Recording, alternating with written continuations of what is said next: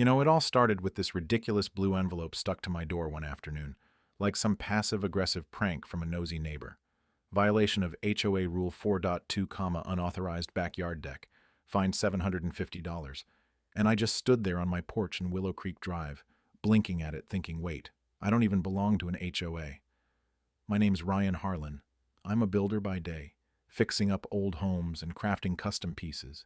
And I picked this cozy two-story fixer-upper 4 months back, precisely because it was free from those HOA tyrants that treat yards like their personal kingdoms. But that didn't matter to Elena Voss. Oh, Elena, mid-50s, sharp pixie cut, always in oversized sunglasses like she was hiding from her own shadow. She ran the Willow Grove HOA 2 streets over, and somehow decided my place was visually linked to her precious domain, whatever that nonsense meant. She showed up the next day while I was hauling tools into my truck, arms crossed, staring at my new deck like it was a crime scene. That structure has to go, Ryan. It clashes with our approved designs, all that rustic wood screaming eyesore from our main road.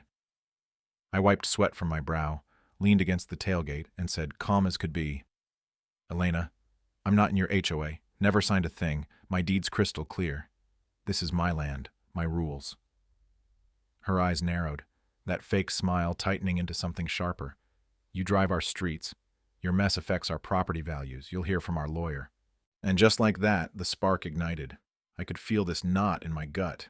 Not just annoyance, but this deep-seated frustration from years of hearing buddies gripe about HOA bullies lording over every flower bed and fence post. All because folks like Elena craved control, maybe from some old grudge against outsiders who didn't bow to her vision of perfect suburbia, or perhaps it was her way of clinging to power in a world that had passed her by. 3 days later, bam, a summons hits my mailbox. Elena suing me in small claims for the fine plus aesthetic damages, demanding I tear down the deck, repaint my shed a neutral beige, and, get this, trim my hedges to match her community harmony guidelines. I sat in my kitchen that night, papers spread out under the lamp, heart pounding not from fear, but this rising anger, thinking, she picked the wrong fight. I've dealt with city permits and zoning headaches my whole career, know my way around deeds and boundaries like the back of my hand. My pal Jake, a sharp real estate lawyer with a wit drier than desert sand, swung by with coffee and dove in. This is gold, Ryan. Her charter's outdated. Boundaries don't touch yours. And look here, she's been pulling this on others.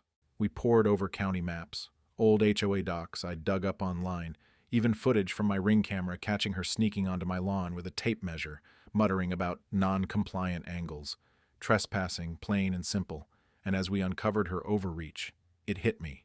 This wasn't just about my deck. It was her empire built on intimidation, finding folks outside her turf to fund her little perks, like that fancy gazebo at her place everyone whispered about.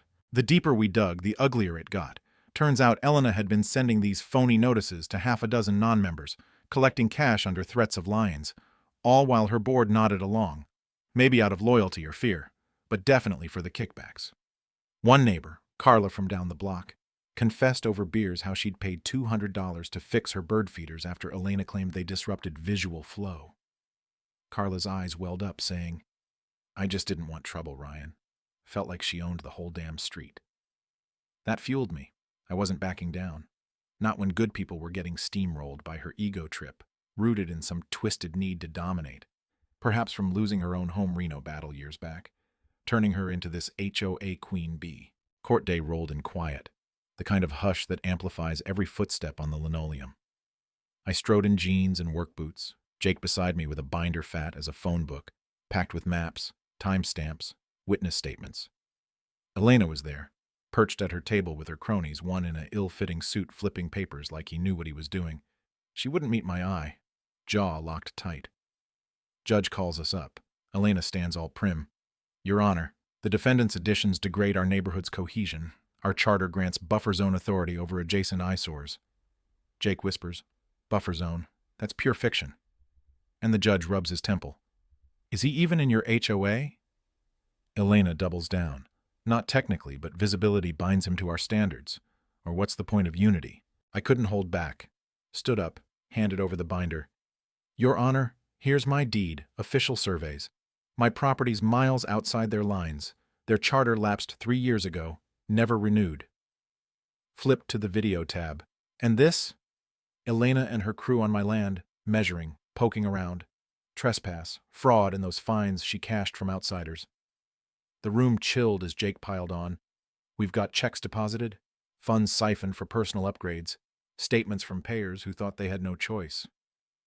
Elena's face drained, her lawyer stammering. Misunderstanding, Your Honor. Good faith extension. But the judge slammed it shut. This reeks of deceit. Case dismissed. I'm kicking this to the DA for review. Unlawful enforcement. The works. Elena slumped, and as we walked out, Jake grinned. You just cracked her facade, buddy. Now the real digging starts. And dig they did. Within days, investigators tore into Willow Grove's books, uncovering over $40,000 in bogus fines from non-members, funneled into enhancement funds that paid for Elena's pool deck, her vice president's landscaping, even a security system at her house, all while she rigged board votes, shredding real ballots to stay in power. Her motives clear now. Not just control, but greed masking as community pride, born from some personal void, maybe envy of freer neighbors like me. More folks came forward. Carla about her feeders, an old guy named Ted who'd repainted his mailbox 3 times on conflicting orders, a mom who'd dismantled her kid's play fort fearing liens. We banded together, filed a class suit for fraud and distress. One night, Carla called, voice shaky. They made me feel small, Ryan, but your fight, it's giving us back our homes. Elena got arrested mid-tennis lesson, cuffed in her visor and skirt, face a mix of shock and rage. News hit local channels. HOA boss busted for extortion scheme. And the board crumbled. 2 fleeing, 1 spilling emails proving complicity.